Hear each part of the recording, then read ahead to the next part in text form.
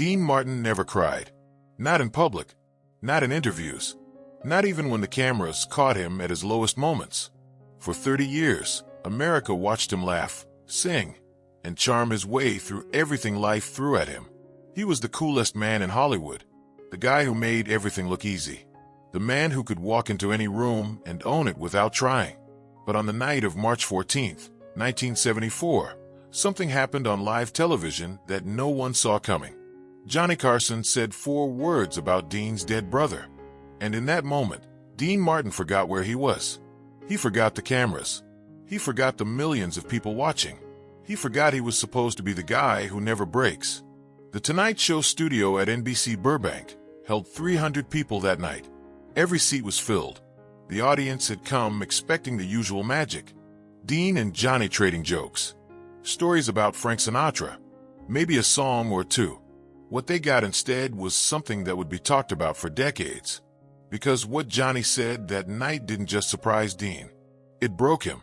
It cracked open 30 years of carefully built armor and revealed the man underneath. A man who had been carrying a grief so heavy that even his closest friends didn't know how deep it went. Dean's brother William had died just 3 months earlier, and Dean had told no one how much it destroyed him. He kept working. He kept smiling. He kept being Dean Martin. But Johnny Carson knew. Johnny always knew. And what Johnny was about to reveal would change everything Dean thought he knew about his brother's final days. If you've ever lost someone and wondered if they knew how much you loved them, this story is for you. Stay with me, and let me know in the comments where you're watching from tonight. To understand what happened that night on The Tonight Show, you need to understand who William Crocetti was, and why his death nearly destroyed Dean Martin from the inside out. Dean was born Dino Paul Crocetti in Steubenville, Ohio, a small steel town where Italian immigrant families worked brutal hours just to survive. Dean's father, Guy, worked in a barbershop. His mother, Angela, kept the family together with almost nothing. And through all of it, there was William, Dean's older brother, his protector, his first best friend. William was everything Dean pretended not to be. Quiet, steady, the kind of man who showed up every single day without asking for recognition.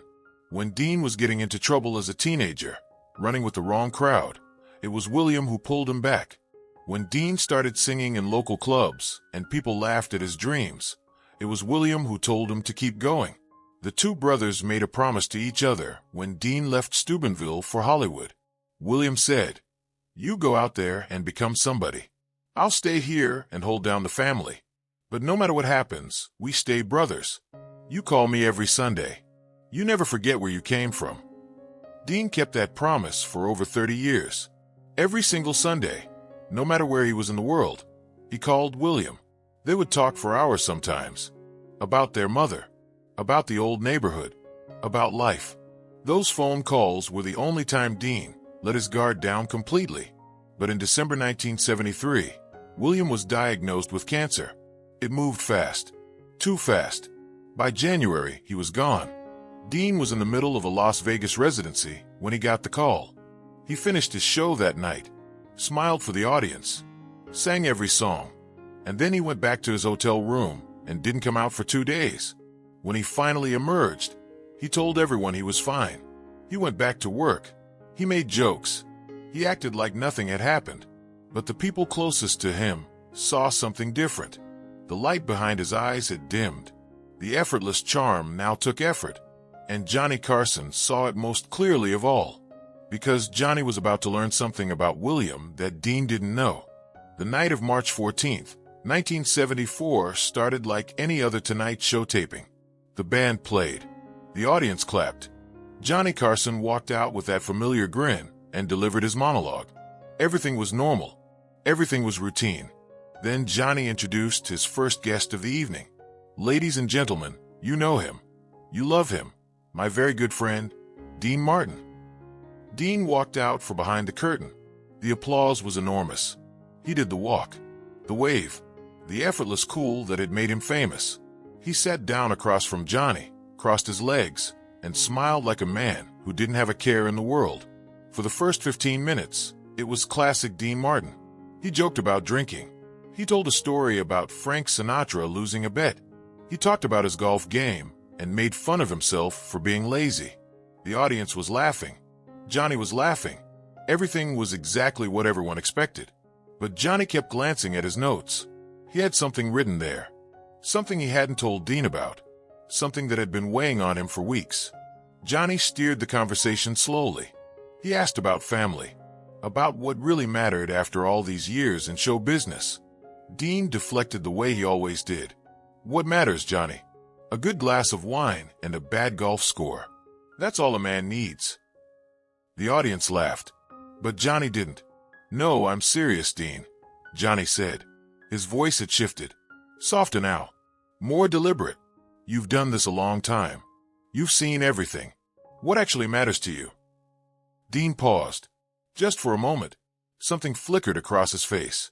He mentioned his kids. He mentioned his mother. And then he quickly pivoted back to a joke about his ex-wives. Johnny nodded. But he wasn't done. Dean, Johnny said slowly, I want to talk to you about your brother. The studio went quiet. Dean's smile froze. His hand, which had been casually holding a cigarette, stopped moving. 300 people held their breath, without knowing why. William, Johnny continued, I want to talk to you about William. Dean's eyes changed. The performance disappeared. For just a second, you could see the real man underneath. The man who had been pretending to be okay for 3 months. And then Johnny said something that Dean never expected. Something that would break him wide open on live television. If you're still with me, drop a comment and tell me where you're watching from. Because what Johnny revealed next changed Dean Martin's life forever. Johnny reached into his jacket pocket and pulled out a folded piece of paper. It was old, worn at the edges, like someone had read it many times. Dean, Johnny said quietly, about 2 weeks before your brother passed, I got a phone call. It was late at night. I didn't recognize the number. When I answered, there was a man on the other end. His voice was weak, but he told me his name was William Crocetti. He said he was your brother. Dean's face went pale. His cigarette hand was trembling now. He didn't say a word. I didn't know William had my number. Johnny continued. I still don't know how he got it, but he called me Dean, and he talked to me for almost an hour. The audience was completely silent. You could hear the studio lights humming. He told me he was sick, Johnny said. He told me he didn't have much time left, and he said there was something he needed someone to tell you. Something he couldn't say himself, because he knew you would fall apart if he said it while he was still alive. Dean's jaw tightened. His eyes were wet now. He was fighting with everything he had to hold himself together. Johnny unfolded the paper in his hands. He asked me to write it down, word for word. He made me promise I would tell you after he was gone. I've been carrying this for 3 months, Dean, and I think tonight is the night. Dean's voice cracked. Johnny, what did he say? Johnny looked down at the paper. Then he looked back at Dean, and he read the words that William Crocetti had spoken 2 weeks before he died. He said, tell my brother that every single Sunday when he called me, those were the best hours of my week. Tell him that when I watched him on television, I didn't see Dean Martin the star. I saw Dino, my little brother, the kid who used to steal bread from Mama's kitchen, the kid who sang in the backyard and made all the neighbors come outside to listen. Dean's hand went to his face. His shoulders started shaking. Johnny kept reading. Tell him I never once felt forgotten. Tell him that every time he sent money home, every time he flew back to Steubenville to see Mama, every time he called just to hear my voice, I knew he loved me. I knew he never forgot where he came from. Tears were streaming down Dean's face now. He wasn't wiping them away anymore. He had forgotten he was on television. He had forgotten 300 people were watching. He had forgotten millions more were watching at home. Johnny's voice trembled as he read the final words. And tell him this, Johnny. Tell him that he didn't just become somebody. He became the best man I've ever known. I'm proud of him. I was always proud of him. And I'll be watching over him until we meet again. The paper dropped to Johnny's lap. Dean was sobbing now. Not the polished, controlled emotion of a performer. This was raw. This was real. This was a man hearing his dead brother's voice through someone else's words. Johnny reached over and put his hand on Dean's arm. He didn't say anything. He didn't need to. And for the first time in his career, Dean Martin couldn't speak. For almost a full minute, nobody moved. The studio was frozen. The audience sat in complete silence, many of them crying themselves. They had come to see Dean Martin the entertainer. Instead, they were witnessing Dean Martin the brother, the son, the human being who had been hiding behind a smile for 30 years. Finally, Dean looked up. His eyes were red. His face was wet. But he didn't apologize. He didn't make a joke. He didn't try to recover with charm. Instead, he spoke directly, like there were no cameras, like it was just him and Johnny in a room. "I never told him," Dean said, his voice broken. "I called him every Sunday for 30 years. We talked about everything, but I never said the words. I never told William what he meant to me. I thought there would be more time. I thought I could say it later." He paused. His hands were shaking. "When he got sick, I wanted to fly home. I wanted to sit with him, but he told me not to come. He said he didn't want me to see him like that. He wanted me to remember him strong. So I stayed away. I stayed away, Johnny. And now he's gone. And I never got to say goodbye." Johnny's eyes were wet now, too. The entire studio was holding its breath. "You know what the worst part is?" Dean continued. "I spent my whole life performing, singing, making people feel things.